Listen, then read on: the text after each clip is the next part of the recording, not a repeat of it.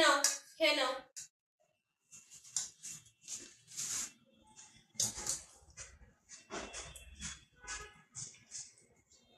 কোথা থেকে এনেছো? গন্ধ করছে।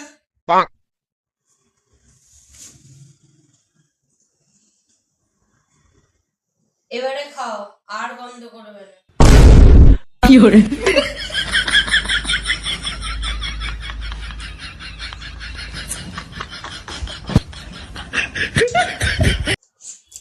সত্যযুগে স্ত্রীকে বলা হতো দেবী, আর কলিযুগে স্ত্রীকে বলা হয় বেবি। কি হলো,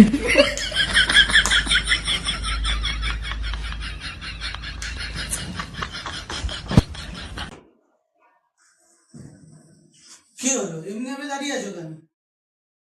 দেখো না, আমার জিভের মধ্যে ছালা পড়ে গেছে। হবেই তো, কোনোদিন ওকে রেস্ট দেওয়ার টাইম দিয়েছো তুমি?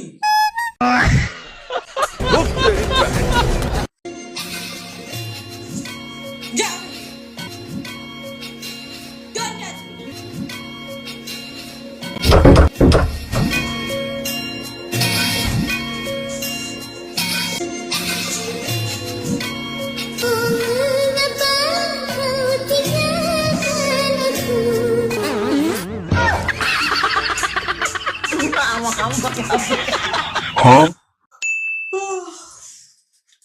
আরো ঘুম পাচ্ছে? সকাল সকাল ওঠো, অনেক দিন বাঁচবে। মুরগি তো রোজ সকালেই ওঠে, তাহলে রাত্রি অবধি মরে যায় কি করে?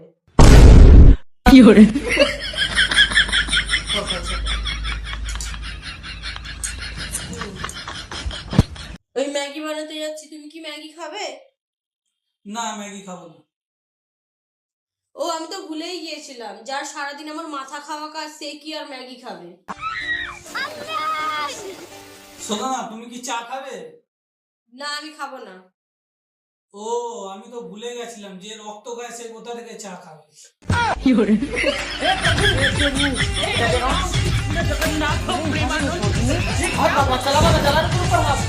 হ্যাঁ বল। এ মা, কি করবি বল, দুঃখ করে কি হবে? হ্যাঁ, মন খারাপ করিস না, ফোন করিস আবার, ঠিক আছে? হ্যাঁ হ্যাঁ, ঠিক আছে, রাখ।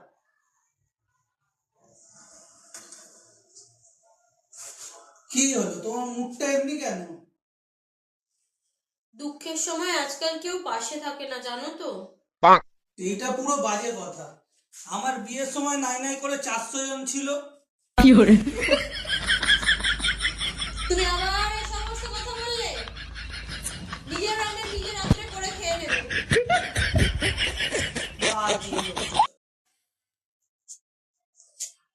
আচ্ছা, একটা প্রশ্ন ছিল। বলো। ছেলেদের জীবনে প্রথম ভালোবাসা আর শেষ ভালোবাসা কোনটা? প্রথম ভালোবাসা তো মা হয়, আর শেষ ভালোবাসা বউ। আর বাবা? ভগবানের কথাই হবে না।